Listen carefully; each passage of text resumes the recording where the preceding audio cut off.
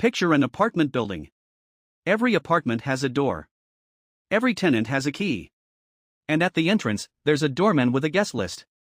When you walk up to the door, the doorman checks your name against his list. If you're on it, you get in. If you're not, he turns you away or calls security depending on how strict his instructions are. That is port security on a Cisco switch. Every port on your switch is a door to the building. Every device that plugs into that port has a MAC address. A unique hardware identifier, like a name.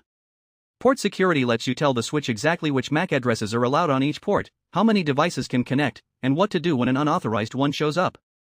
By default, a switch port accepts any device that plugs into it. No checks, no limits. Port security changes that. You can lock a port down to a single MAC, say, the printer that's supposed to be there, and the moment any other device connects to that port, the switch reacts. How it reacts depends on the violation mode you configure. Protect mode drops traffic from the unauthorized device silently.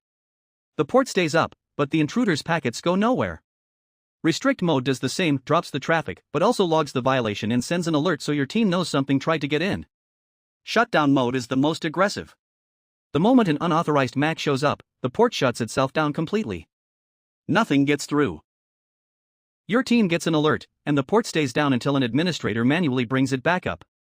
To configure port security, you go into the interface, switch it to access mode, enable port security, set the maximum number of allowed MAC addresses, define the allowed MAC or let the switch learn it automatically using the sticky option and set your violation mode.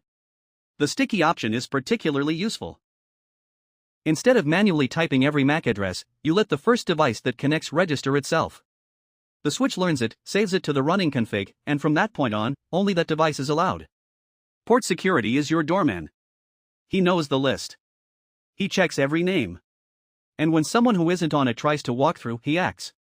The problem is, he only checks the name, not the ID. And that's the gap we'll close in part 2.